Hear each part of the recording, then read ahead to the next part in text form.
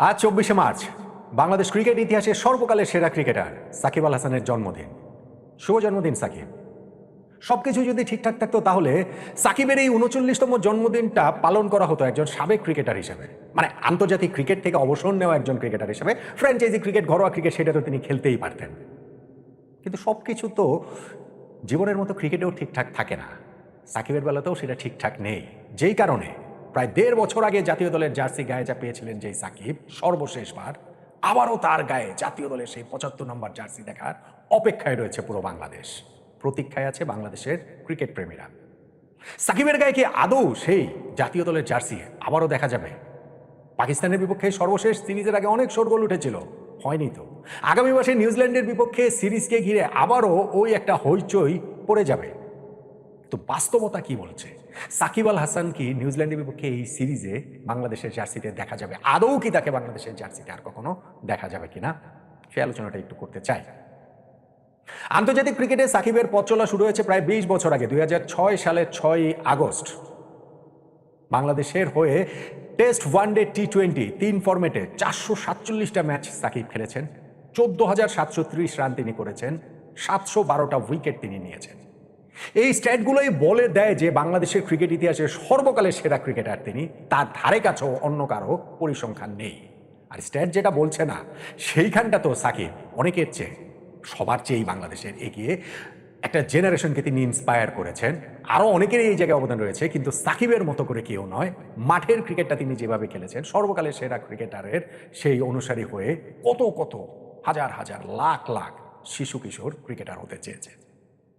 সেই সাকিবের শেষটা কি বিষাদ রাঙানো এখনো পর্যন্ত। বাংলাদেশের সর্বকালের সেরা ক্রিকেটার, তার শেষটা আমরা দেখতে পাবো কিনা তার কোনো নিশ্চয়তা নেই। বাংলাদেশের হয়ে সর্বশেষ ম্যাচ খেলেছেন তিনি ২০২৪ সালের ১ অক্টোবর মাঠে নেমেছিলেন ভারতের বিপক্ষে সেই কানপুর টেস্টের লাস্টে। এরপরে ১.৫ বছর কেটে গেছে, বাংলাদেশের হয়ে সাকিবের আর খেলা হয়নি। অথচ তিনি তো ইচ্ছা প্রকাশ করেছিলেন বাংলাদেশের হয়ে শেষ টেস্টটা দেশের মাটিতে এসে খেলে অবসরটা নেবেন। সাউথ আফ্রিকার বিপক্ষে সেই টেস্টের জন্য তার নামও স্কোয়াডে ঘোষণা করা হয়েছিল। পরিবার থাকে যে যুক্তরাষ্ট্রে, সেইখান থেকে বিদায় নিয়ে তিনি দুবাই পর্যন্ত চলে এসেছিলেন সরকারের গ্রিন সিগন্যাল নিয়ে। কিন্তু দুবাই আসতে আসতে সেটা আবার রেড সিগন্যাল হয়ে যায়, ফলে বাংলাদেশে সাকিবের আর ফেরা হয়নি। এর আগে ওয়ানডে ফরম্যাটে তিনি লাস্ট ম্যাচ খেলেছেন প্রায় ২.৫ বছর আগে, ২০২৩ বিশ্বকাপে শ্রীলঙ্কার বিপক্ষে টাইমড আউটের সেই মহা আলোচিত ম্যাচটি।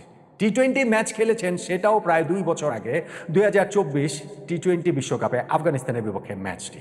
যখন সাকিব ওই ঘোষণা দিলেন দেশের মাটিতে এসে সর্বশেষ টেস্টটা খেলতে চান, খেলে টেস্ট থেকে অবসর নিতে চান, তখনই কিন্তু তিনি বলেছিলেন যে টি-20 ফরম্যাটে লাস্ট ম্যাচ তার খেলা হয়ে গেছে। ওয়ানডেটা স্পেসিফিক্যালি বলেননি, কিন্তু এই ২০২৫ সালের চ্যাম্পিয়ন্স ট্রফিটাই যে তার শেষ চিহ্নটা এঁকে দেবে আন্তর্জাতিক ক্রিকেটে, এটা মোটামুটি ওপেন সিক্রেট ছিল। অর্থাৎ সবকিছু যদি ঠিকঠাক থাকতো তাহলে এতদিনে সাকিব একজন সাবেক আন্তর্জাতিক ক্রিকেটার হয়ে যেতেন বাংলাদেশের ক্রিকেট ইতিহাসে। সেটা হয়নি, কেননা সাকিব ওইখানটাতে অবসর নিতে পারেননি, দেশে আসতে পারেননি।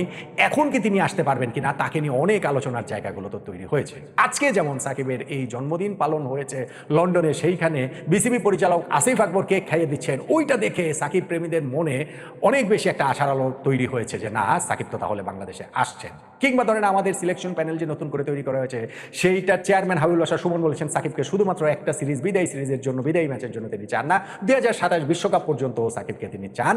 ওই রকম যদি সাকিবের অবস্থাটা থাকে, কিন্তু সেই অবস্থায় কি সাকিব আসতে পারবেন? সাকিব দেশে আসতে পারছেন না কেন? কি কারণটাতে? অবস্থার পরিবর্তন কি কোথাও কিছু ঘটেছে? ক্রিকেটার সাকিবের পরিচয়টা ২০ বছরের, সঙ্গে রাজনীতিবিদ সাকিবের একটা খুবই স্বল্পস্থায়ী পরিচয় রয়েছে।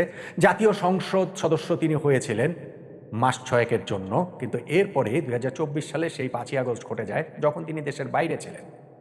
এরপরেও কিন্তু সাকিব বাংলাদেশের জার্সিতে খেলেছেন, পাকিস্তানে টেস্ট খেলেছেন, ভারতে টেস্ট খেলেছেন। কিন্তু যখনই তিনি ওই যে বাংলাদেশে ফেরার কথা বললেন টেস্ট খেলার এবং টেস্ট বিদায় নেওয়ার, এবং ওই কেন্দ্র করে যা যা ঘটনা প্রবাহ ঘটেছে, তারপর আর বাংলাদেশের জার্সি সাকিবের গায়ে চড়ানো হয়নি, হয়ে ওঠেনি।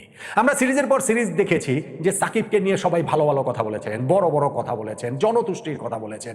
সাকিব আল হাসানকে চাই, বাংলাদেশ ক্রিকেটে প্রয়োজন, সাকিব খেলবেন, এই কথা আমরা কার মুখে শুনিনি?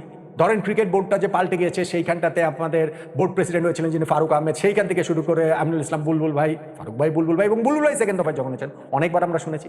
আমাদের সিলেকশন প্যানেলে ছিলেন গাজী আশরাফ হোসেন লিপু ভাই কিংবা এখন হাবিবুল হাসান সুমন ভাই, অনেকবার শুনেছি। আমাদের ধরেন হচ্ছে গিয়ে বোর্ডের বিভিন্ন ডিরেক্টররা, অনেকবারই আমরা এগুলো শুনেছি। কিন্তু আমরা একই সঙ্গে জানতাম যে এগুলো সবই জনতুষ্টির কথা, এগুলো সব হাওয়াই কথা, এইসব কথার মধ্যে কনক্রিট কোনো কিছু নাই। সাকিব আল হাসানকে বললেই সাকিব আল হাসান চলে আসছেন, আগামীকালকেই চলে আসছেন, ম্যাচ খেলছেন, নেক্সট সিরিজটাতে খেলছেন, এই চ্যাম্পিয়ন্স ট্রফি খেলবেন, এই টি-20 ওয়ার্ল্ড কাপ খেলবেন, এই সাকিবকে ছাড়া হবে না। আমাদের ক্রিকেটাররাও বলছেন সাকিব ছাড়া আমাদের চলবে না, আমাদের ক্যাপ্টেনরাও বলছেন। কিন্তু এগুলো সবই শেষ পর্যন্ত কি হাওয়াই কথাবার্তা, হাওয়াই মিঠাইয়ের মতো, যে অনেক ফুলনো ফাপানো থাকে কিন্তু চাপ দিলে এতটুকু হয়ে যায়। তো সাকিবের দেশে ফেরার মতো একটা বাস্তব রাজনৈতিক পরিস্থিতি কি তৈরি হয়েছে? আমাদের তৎকালীন যে যুব ক্রীড়া মন্ত্রণালয়ের উপদেষ্টা ছিলেন আসিফ মাহমুদ সজীব ভুঁইয়া, তিনিও তো সাকিবকে ফেরানোর ব্যাপারে খুব ভালো ভালো কথা বলেছিলেন। এবং পরবর্তীতে আমরা কি দেখেছি, সাকিবের সঙ্গে তার ওই যে ফেসবুকে বাকযুদ্ধটাকে আমরা দেখি নাই, এবং সেইখানটাতে দেখি নাই যে কিভাবে তিনি বলছেন যে আমি বাংলাদেশ ক্রিকেট বোর্ডের কাছে নির্দেশনা দিয়ে দেবো সাকিব আল হাসানকে যেন জাতীয় দলে আর কখনো বিবেচনা করা না হয়। তারপরে ক্রীড়া উপদেষ্টা হয়েছেন আসিফ নজরুল, অবস্থার পরিবর্তন হয়েছে।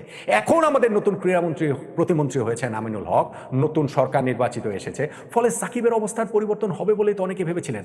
ওই যে সাকিবকে ফেরানো হবে জাতীয় দলের জার্সিতে, এইটা যে ক্রিকেট বোর্ড থেকে ঘোষণা দেওয়া হলো তাদের এক মিটিংয়ের পরে, যেই দিন বাংলাদেশ টি-20 বিশ্বকাপে খেলাটা আমাদের নিশ্চিত হয়ে গেল যে আমরা খেলবো না, স্ট্যান্ডবাজি যে তারা একটা করলেন, এরপরে কি অবস্থার পরিবর্তন হয়েছে? পাকিস্তানের বিপক্ষে সিরিজের আগে তো অনেক কথাবার্তা হয়েছে, অনেক হাওয়া তোলা হয়েছে। সাকিব কি খেলেছেন? সাকিব কিন্তু খেলেননি, সাকিব কিন্তু আসেন নাই।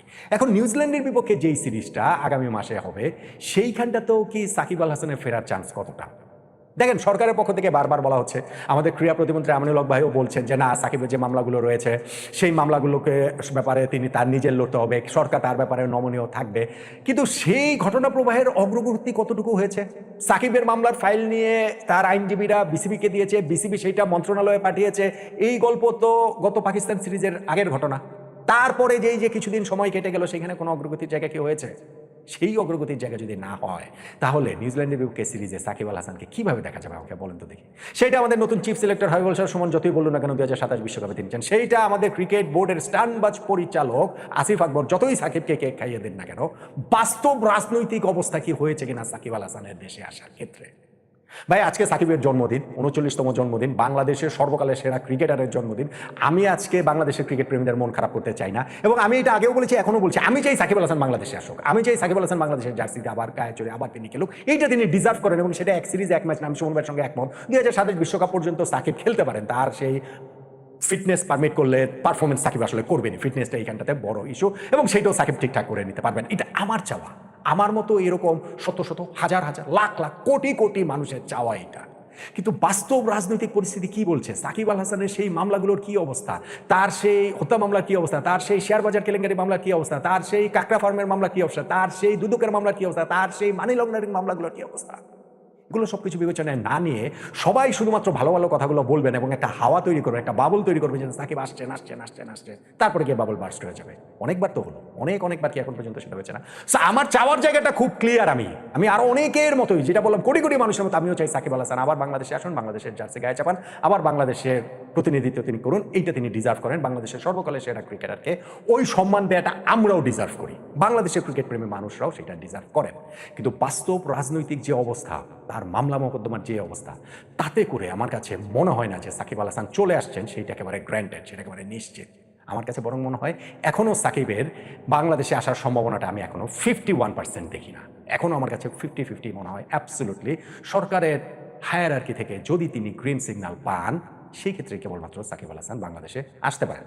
এখানে আসিফ আকবরের কেক খাওয়ানো, হাবিবুল বাশার সুমনের 2027 বিশ্বকাপে সাকিবকে সহপরিকল্পনা করার কথা বলা, এগুলোতে আসলে কিছু যাবে আসবে না। কিন্তু আমরা চাই সাকিবকে তার প্রাপ্য যেটা, সেইটা বাংলাদেশ ক্রিকেট যেন মিটিয়ে দেন, এবং বাংলাদেশেও সাকিব এটা ডিজার্ভ করেন বাংলাদেশের জার্সিতে খেলার। সেই জায়গাটাতে আক্ষরিক অর্থে নতুন ক্রীড়া প্রতিমন্ত্রী আমিনুল হক যেমনটা বলেন, সরকার নমনীয় থাকবে মামলাগুলোর ব্যাপারে। সাকিবের ওই নমনীয়তাকে সরকার কথার কথা না বলে আসলেই কি দেখাতে পারবে কিনা, তাহলেই কেবলমাত্র সাকিব আল হাসানের দেশে ফেরার সম্ভাবনার জায়গাটা আমি দেখি।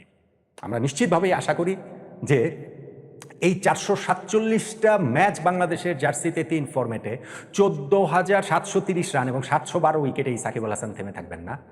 সাকিবের গল্পের আরও কিছুটা বাকি রয়েছে। বয়স 39 পেরিয়ে গেলেও সাকিব গল্পের নতুন অধ্যায় বাংলাদেশের জার্সিতে ব্যাটে এবং বলে লিখবেন বলে আমরা সবাই তো আশা করছি না? শুভ জন্মদিন সাকিব আল হাসান।